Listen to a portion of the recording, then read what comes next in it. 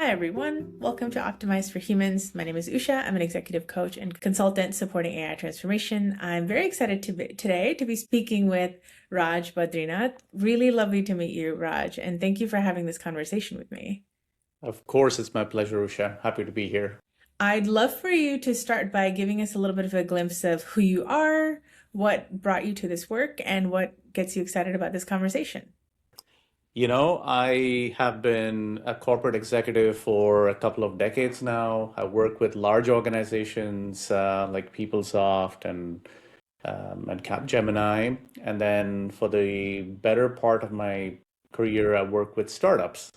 And I've been very fortunate. I've had four exits in my career, three of them as a CMO, one of them as a CMO, and a CRO, which is revenue responsibility. And I had a waking up moment about, I would say, a couple of years ago when I saw the level of impact that AI was having on our life. And instead of being a spectator and watching the game, I decided to become a player and get into the game. And I started a company called Hivekind. And that's where I am. I'm the founder and CEO of Hivekind. And I'm just happy to talk about that whole experience.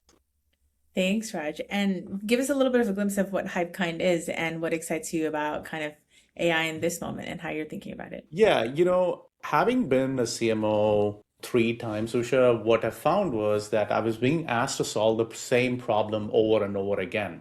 What is the problem? Every organization, especially B2B SaaS companies in particular, which I know where my expertise actually lies, we need to make sure that we are meeting revenue goals quarter on quarter. Okay. In order for us to meet revenue goals, what we needed to have is a very steady pipeline. What is a pipeline? It's a qualified opportunity that the sales teams tend to work on. And what I found was that in order to create a predictable pipeline, it just took forever. Sometimes it took me 8 months if I had a good team and good level of process and budgets. Sometimes it could take me as much as 14 months. Imagine this, 14 months to actually have a predictable set of pipeline, which then leads to predictable revenue, just meant that there was very little patience on behalf of the board to actually wait for 14 months. You can't tell a board that, hey, come back to me next year and don't ask me for results until then. And so it was very frustrating. And so if I had to do this a fifth time again, Usha, the same way, I'd probably shoot myself, right? So I said, you know what, I'm going to go start a company that actually shrinks this time from 8 months or 14 months or whatever to 8 weeks. How can we create something that creates a predictable pipeline using the latest that we have in agentic technology and so on and so forth, which is, oh, by the way, but really it's about solving a business problem that's critical, right? Most companies don't fail because of technology. They fail because of lack of go-to-market and systems around go-to-market. So I ended up creating a company that provides a system for it, and that's what Hivekind does. Awesome. One of the things that stands out to me is really how you're thinking about this as it's not just about a set of tools, but there's something bigger here that you're stepping into. And I'm curious about how, there's so much focus on the tool component of this. What's your sense of that, and how are you thinking about AI? Look, when you step back at the level of impact that AI has, most people think about it as incremental. Mm. For me, it's a seismic foundational shift in terms of, technology. This is not like, hey, you know what, we have phones, I'm going to create a mobile phone so that way you can take it with you. That itself was it's a pretty big shift if you think about it. Yeah. But AI to me is akin more to the formation of electricity. When human beings got exposed to electricity for the first time in the early 1900s or late 1800s, if you will, in that era, imagine what a revelation that was. You had people who, on one hand, were very excited about the potential of technology, the boosters, which always exist, and they hype up everything, saying this is going to revolutionize everything. Nobody needs to work anymore. Electricity will do the work of everything. But then there are also the doomers and gloomers, right? Who look at the same technology and say, this is it. Everybody's going to be out of work. And you had, people like Thomas Edison who would electrocute live animals on the streets of New York to prove that this technology is dangerous and his technology is better. So it's kind of the same what we're seeing right now with AI. You have the boosters, right, for AI who are saying, oh, it's going to be fantastic. And you have the doomer gloomers who are saying, oh, it's going to put everyone out of job. There's going to be mass layoffs and there's going to be, no jobs remaining for the rest of us. The truth is, humanity as a species, we have survived, right? We have learned to harness electricity the right way. And was it revolutionary for where we were? Yes, it is. But did it change and put everyone out of jobs? No, we evolved to learn from that. I expect the same to happen to AI for us. So that's why I'm excited by this because it feels like the beginning of such a fantastic wave that's going to envelop everybody. And frankly, I just put out a stat a while back that I saw 82% of humanity has not been touched by AI today. 82%. And so we kind of live in our own bubbles in, within New York or Silicon Valley and so on, where we believe that just because I talk with people who are aware of AI, everybody must be aware of AI. And that's not the case. Nothing could be further from the truth. We're at the early stages. Electricity is an analogy, and AI is going to change it the way electricity changed humanity. Yeah, it's interesting. I didn't realize that people, when electricity came, had also thought like, this is going to put us all out of a job. It's so interesting. And the thing that I love about that is we found new things to do. We found there's always going to be like new innovation and new places, I think, for us to be creative and to put our energy into. And Yep, I love that as a possibility. And I also do think, though, that some of the fear around AI is well founded in that there are decision makers who are kind of thinking about this in a short term way. I don't think it's actually the tool itself, but how we're thinking about it and handling it. That's kind of, and especially that short term focus that I think is driving some of the fear, correct. especially. And also, I want a presence. Like I was reading some articles recently about how AI is just the latest scapegoat when it Yep, comes to a lot of these layoffs and whatnot, that actually we've had so much bloat in organizations on the back of COVID, and this is just an easy thing to point to, um, around some of those decisions. I think on the one hand, I think on the other hand, we're also all feeling some scarcity at the hmm, individual level, at the organizational level, because of the uncertainty this is creating. And I think because of that, there's this like push towards cost efficiency and cost reduction and all of those things. And I think in some ways that's like a vicious cycle that's feeding on itself. But the thing that I really like, I loved what you said about like this is a wave that can actually sweep all of us if we can, I think, hold the longer term vision. And correct. that's one thing. The other thing I Correct. wanted to speak to is like the one thing that does worry me at this moment is like the equity gap around Hmm. who has access and the education to really leverage these tools, and the lack thereof. So that's those are kind of the two things that hold me in the like cautious, weary, um, Yeah, side of the yeah, spectrum. But for the yeah. most part, I wholeheartedly agree with you. I think this is a wave that can sweep all of us and actually free us up to do things that we are uniquely equipped to do. So, Usha, you said it very, very well.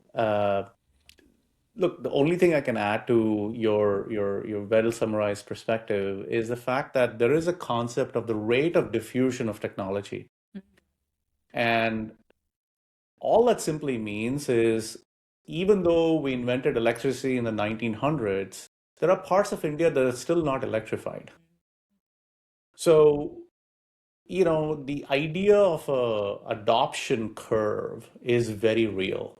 Okay, we are flattening the adoption curve, meaning, more and more people are getting exposed to new technologies earlier on, but it's not instantaneous. The rate of diffusion is a complicated set of dimensions and vectors that interact with each other, sometimes slowing things down. Some of it could be political, some of it could be geographic, some of them are economic, some of them are societal, right? Either way, there are different dimensions that stop people from adopting technology all at the same time.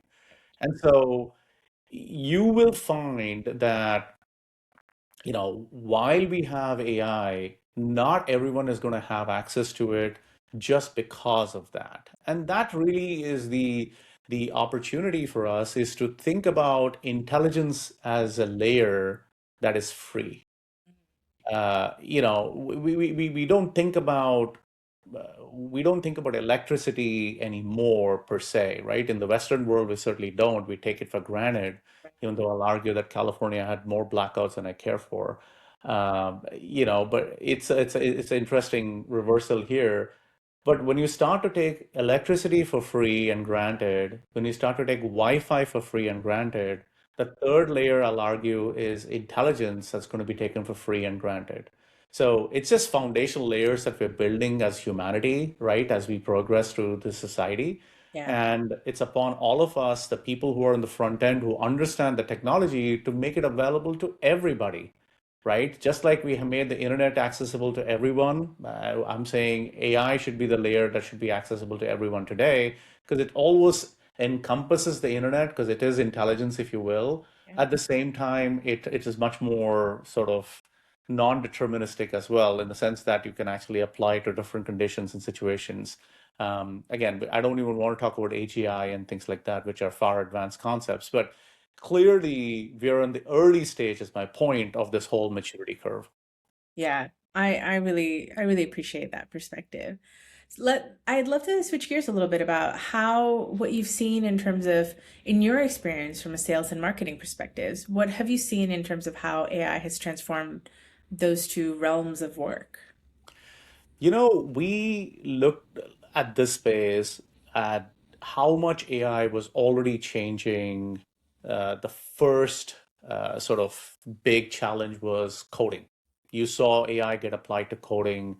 The first winners were all in the coding space. You saw tools like Cursor and Replit and Mm, Lovable and Windsurf and you name it. There's so many of them that are sitting out there.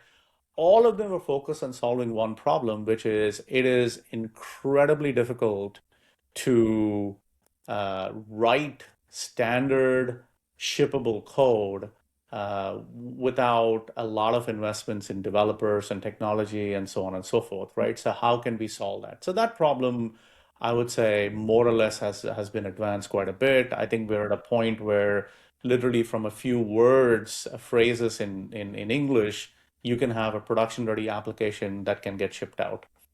It's mind-boggling to think about the pace at which this has evolved for us, right? yeah, The next domino to fall will be sales and marketing. right. And when we looked at, and being a sales and, marketing professional all my life, right? Clearly you have a point of view. You have to wake up and look at what's happening in the world of go-to-market. How are things changing? And to me, it boils down to one phrase, which is personalization at scale and scale at personalization, right? Mhm. That's kind of what Hivekind is doing, right? That's what we end up building over here. And what I mean by that is, you need to reject the standard ways of approaching your target market. Uh, like all these years, we thought personalization was dear first name, dear company name, right? I mean, that was the extent of what we did. Right. And we thought communication simply meant I'm going to take one email, change the first name, and blast it to 10,000 people and look at open rates and click-through rates and nonsense vanity metrics like that, as a way to prove that we are adding value. Guess what? You are not at the receiving end of these emails, because if you are at the receiving end, you hate them. You hate it because none of the messages that come to you feel personalized. They're not relevant. Mm, They're not trying to address your job role and your position with the company. They're just a generic message, hoping that they catch you at the right time. mhm. So I think there's enormous opportunity here for all of us in sales and marketing professions, in go-to-market professions in general, of being much more thoughtful communicators about acknowledging every communication.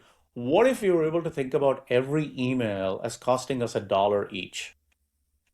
Today, spam exists because we think email is free, right? What if you were to say, if I send 10,000 emails, each email is costs you $1, so you're spending $10,000 to send 10,000 emails.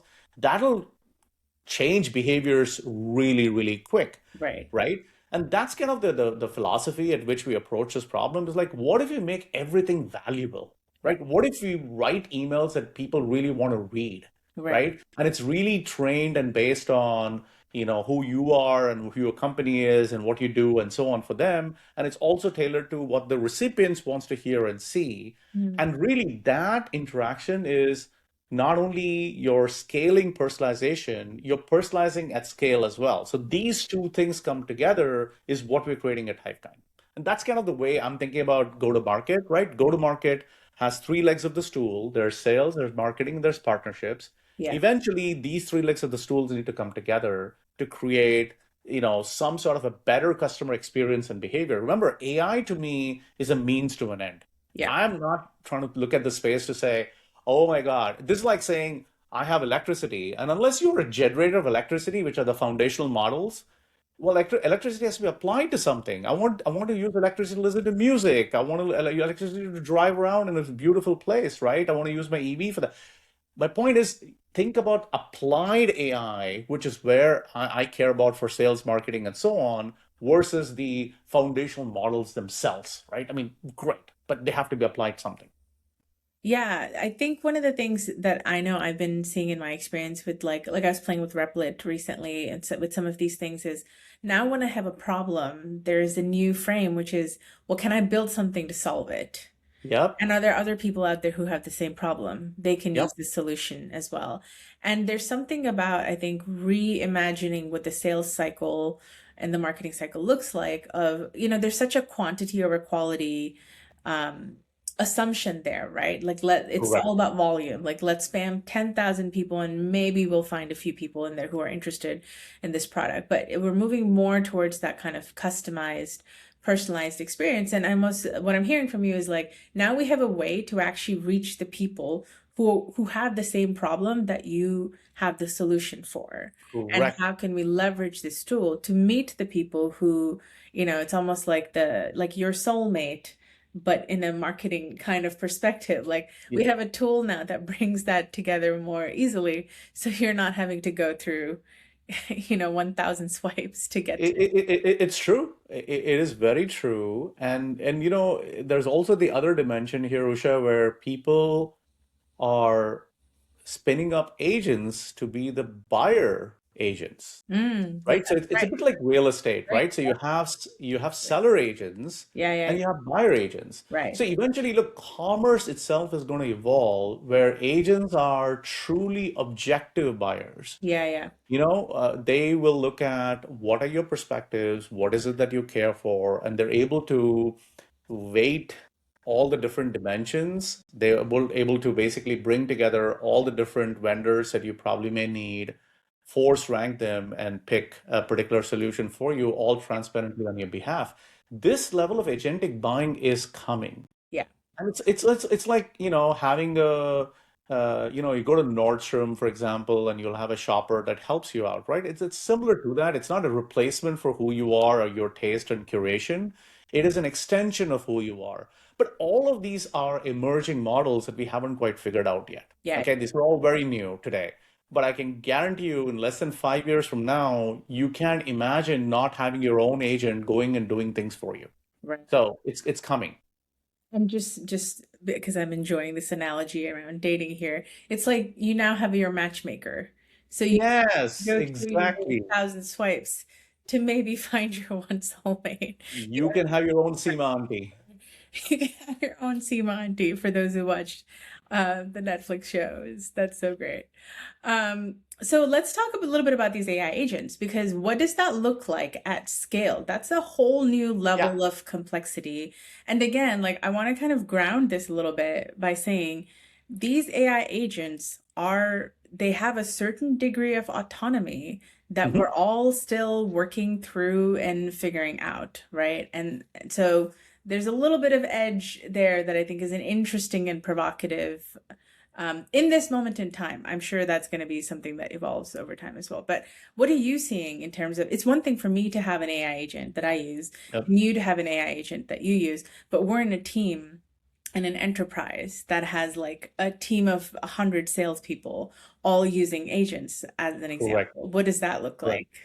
it is, as it exists right now, it's pretty chaotic. Yeah. And that is where the opportunity lies right now. Remember, Usha, every technology evolves with consumer-based use cases first before they find the enterprise equivalent of that, right?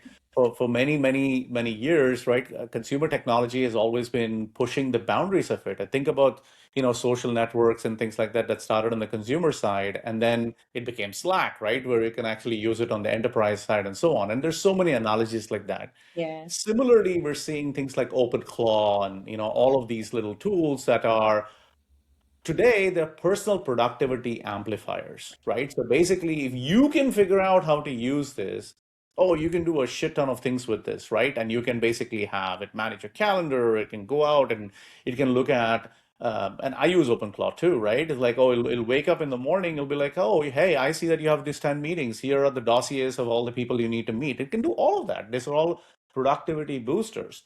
But you're asking a really important question is what happens when there's a swarm of agents? What happens when every single individual has a set of agents that they want to manage? How will they all work together? To me, this is why you need to think in terms of systems and not in terms of tools. An individual agent is a tool, and a system is a management, a governance layer that can bring all this together. And frankly, that's kind of the reason why we started with Hivekind, right? Is like I like the idea that agents are out there in a garden like bees in a garden, right? With all this Brownian motion that there are this Yeah. seemingly unpredictable paths of getting to things that, things that they want, like honey and so on. Yeah. But they all come back, and it's a perfect hexagonal structure, which illustrates the fact that while there's randomness outside, there still is beauty and harmony once they actually come back home.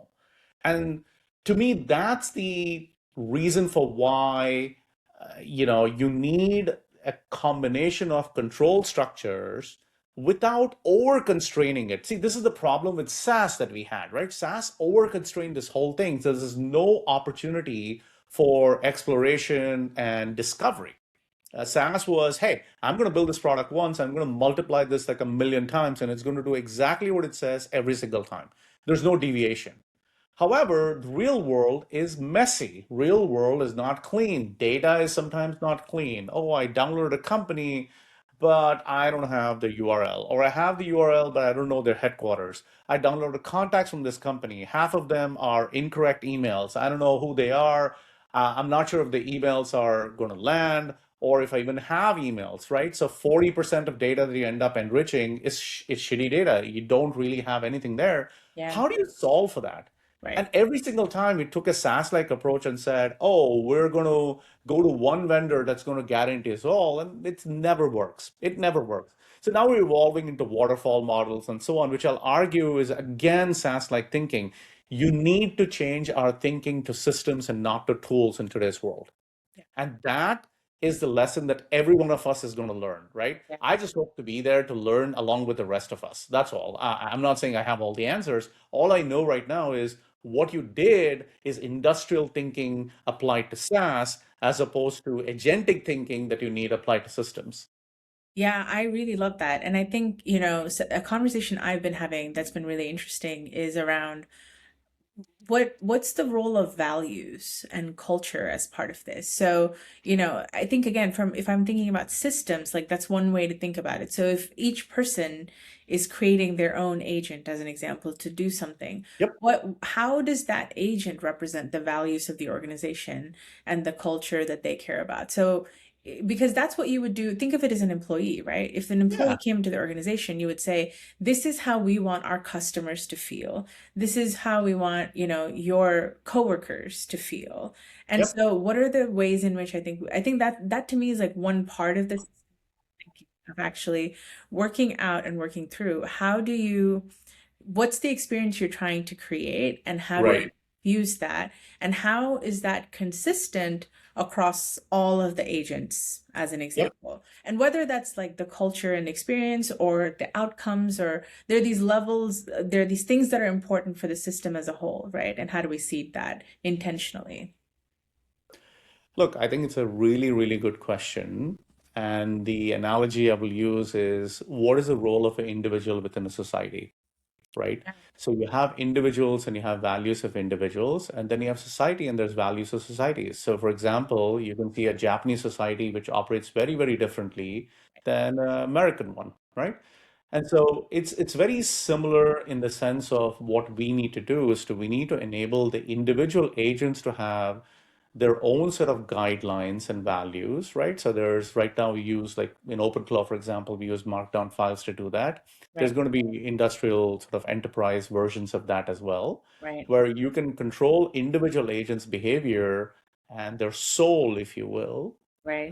by defining what is it that you would like for them to do. At the same time, they exist in the context of the enterprise, where enterprise, for the lack of a better word, sets the kill switch, right? It defines what are the parameters that the individual agents are allowed to operate in, and what are the parameters that if they exceed, they will actually be terminated, right? Within that. Just like you have an employee rule book or a guidebook that tells you what is acceptable and what is not, Right. and the real question for us, and you're bringing that up, is there something called a culture, right, in the agentic world? Is there an agentic culture that is an equivalent to the human sort of side that we currently have? And we don't know. I mean, these are things that are emerging, Usha. What's happening today is a proliferation of individualized agents. Right. Okay. Right. Tomorrow, there will be swarms of individualized agents that are going to be governing in some form of a governance structure. And Right. once that happens, Right. right, will we have emergent properties like societal behavior that we can then apply to agents and so on and so forth? We will see. Yeah. But that's where we are. Yeah, it's a really interesting moment in time for sure. And again, I think, going back to the kind of core principles of, what is the impact we're trying to have? How do we want people to feel when they're interacting with our organization? I think those are important questions to be thinking about and infusing across the board, right? In the same way that you would with your employees. My 100%. My last question for you is thinking about organizational maturity. What Mhm. have you seen in terms of when it comes to AI adoption specifically? What have you seen in terms of organizations that are more or less mature? And what are some of the challenges you're noticing at the moment? Yep. Um, Look, I think about maturity as a bell curve. Mm, And what it means is that in any organization, especially I'll speak to go to market, right? Because that's the space that I'm most involved in. You typically think about it as a bell curve that has, let's say, in a sales team of 10 individuals. You have two individuals in the sales team who are on the far edge of the bell curve who are overperforming. So it doesn't matter what the quota is, they always exceed the quota. They'll run through walls, they're go-getters, they'll figure things out. Then you have the solid middle, right? That's the bigger part of the bell curve. There's about six of them sitting in the middle who are, solid, decent, hardworking individuals, but they want the coaching, they want the guidance, they want the mentorship, and so on and so forth to make their numbers. And then you have two people who you knew you should have fired yesterday, but you can't because they're the niece or the nephew of the CEO or the founder, right? I mean, there's always some other political thing that goes on in most organizations. Um, what happens is if this bell curve is very typical, right? I'm not explaining anything that any go-to-market leader listening to this will be like, yeah, that's happening in my company too.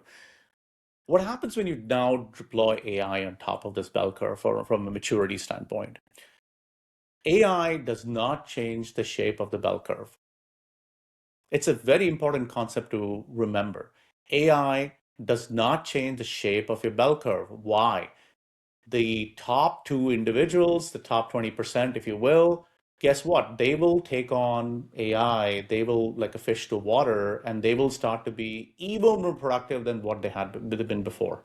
Because it's just good at this. This is go-getters. It's to do with your human sort of drive to excel more than anything else, right? These guys are going to succeed. yeah, yeah. The six of them, they will kind of adopt it, but they'll still need the coaching and guidance and mentoring and training, except in different fields like AI. That doesn't go away, right? And the Right. two guys who never wanted to work to begin with, there, it doesn't matter what tools you give them, it's going to be exactly the same. Maybe there's an incremental, yeah, whatever, for a little while, then they fall back to the same performance. So the shape of the bell curve doesn't change, which is why you cannot think about AI as tools. Yeah, Okay, what happens when you think about it as a system? This is when you can truly impact the maturity of the organization by flattening the bell curve. In other words, you need to have a system that learns from what are the two superstars doing and make that transparently available as a system to the rest of them. right, Okay. So that's the only way. Talk to any, chief revenue officer or anybody, right? They'll tell you that, you know what, I love my two superstars, but that is not enough for me to make my numbers.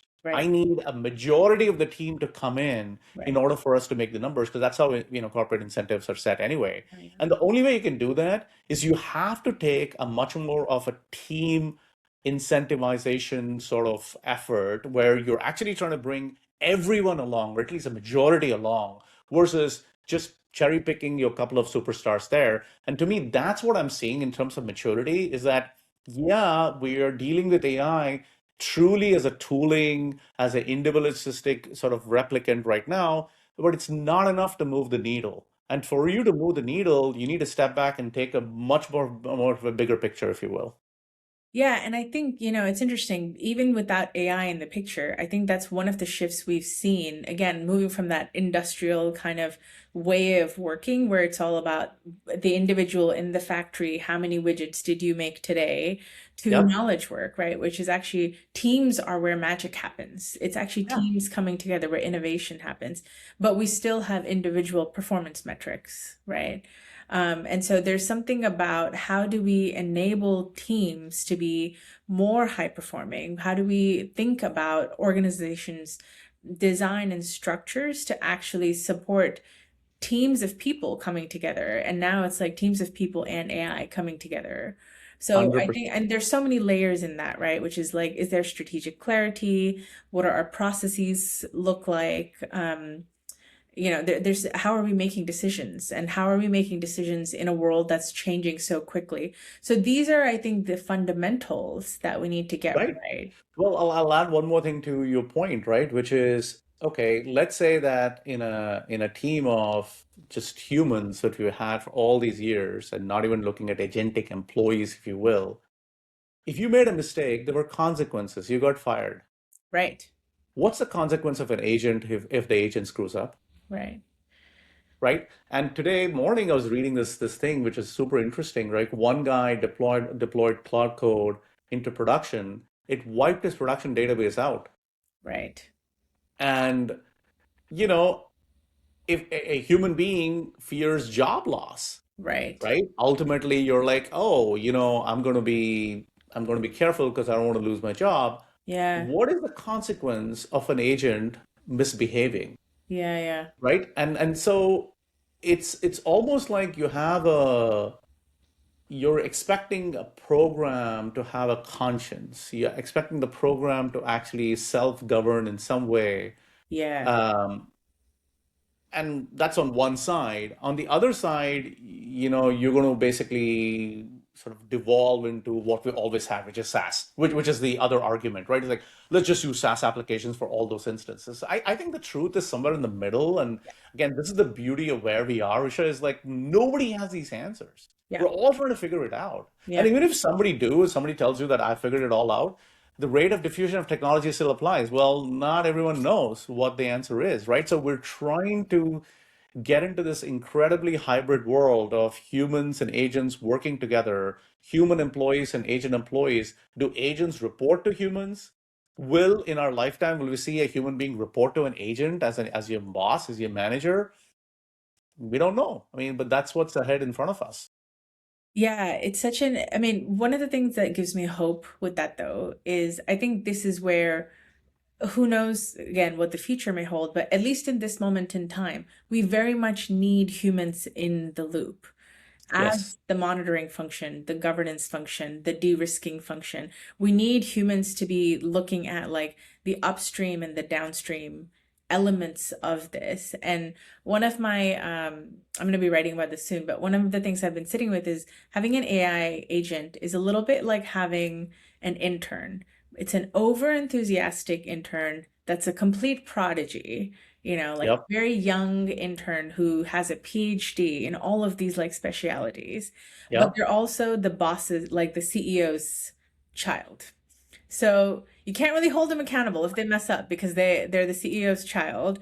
They have incredible expertise, but they don't always have real world context, like Yep. lived world context where, and so, when you think about like really young people, like actual interns who are just in high school or college or just coming out of that, it's the lack of context that often gets them Yeah. in trouble, right? Yeah. You can have It, all it's this like it's a savant nepo baby is what you're saying. yes, I get it. exactly. Yeah. Exactly. So again, I think like that's important for us to remember, I think, because a lot of people are treating these Nepo baby savants as just a savant, right? We're That's just right, giving and they're not. They're non-fireable, and they're they're profusely apologetic once they've screwed up for sure. sure. But it doesn't bring it back, right? I think there's a level of disposability that's coming in as well. It's like, are we getting into a universe where everything is throwaway? If you can create anything in a heartbeat, is anything valuable and precious anymore? I'm talking about code, I'm talking about IP, Yeah, I'm talking about, anything. Look, if you can essentially vibe code your way into anything, right, why is it worth anything at all? right. I mean, it's a great question. And but my hope is that then again, the things that in because now we're just creating more noise, right? We're flooding the system even more with more things. And my hope is that, in the supply demand metrics, they still win out where the thing that is the most authentic and the most valuable starts to, rise above the noise. But What if you Usha, then what's more valuable is handcrafted? Yeah, I mean, I think that this is my argument around when people say like AI art, where I think all that's going to do is make the human thing more interesting, why do we like and pay so much more for art where the artist has died or Yeah. they can no longer create that art anymore? It's Yeah. suddenly at a premium. There's something about that where when it's rare, it's more precious, and when No, it's that's exactly right. We're talking about the fundamental nature of perishability. yeah, The fact that something can come to an end is what makes something precious, not the fact that you can recreate infinitely and at will. Why right, is human life precious? Because we know that we only a few days on this planet, and we have to do the best that we can when we're here. yeah, What if we live forever? Will we be wasteful? Will we be wanton? I mean, these are the kind of arguments that we'll have. And the same thing will apply to agents, right? Agents never die, yeah, right? And yeah. they can live forever, which means that they can create a whole bunch of crap if you don't have the right kind of constraints around it. Yeah, and I'd love to kind of end on this note, which is for another CMO out there or leaders in organizations who are listening in, what's one practical piece of advice that you would share, maybe particularly around agents? If they want to create an agent or they want to work with their agent more effectively, what's one piece of advice you would share? I wouldn't quite say, create an agent or whatever. What I would say though is, look, AI is going to come and affect your job in ways that you have not anticipated. I went through that. There was a significant level of FOMO that I had personally because I was like, oh my God, the world is moving on without me and I have no idea what's going on, right? My advice to, any CMO in that position is get started with something. Don't sit on the sidelines. Get started with something. Go to Replit, go to Yeah, Cursor, go to pick your any tool of choice, Lovable, whatever. Just try it out, play with it, and see what the potential is, right? Don't get carried away by thinking that your weekend project is something that's monetizable. That's a mistake that most of us make, right? It's like, oh, we write a piece of code and we're like, oh my God, this is so great. I'm sure people pay thousands of dollars for it, and then crickets, right? Nobody buys a damn thing. So don't do that, but at least educate yourself with what's coming because it is coming. And as I say, the next best version of you is not a technical version, but it's an AI enabled version. So go from being who you are to an AI enabled version of yourself, and at least start with being 10x more productive personally. And then you can figure out how to make it 10x more productive for the enterprise. Yeah, I really appreciate that advice because I think in order for you to affect the system and really think about it in terms of systems, you really have to like kind of grasp the potential impact of this in your own life. Exactly. Remember, there was Iron Man before there were the Avengers. That was the Yeah, reason for that. yeah. Raj, it's been such a pleasure to speak with you today. Thank you so much for being here. Of course. Thank you, Usha, for having me. I loved our chat.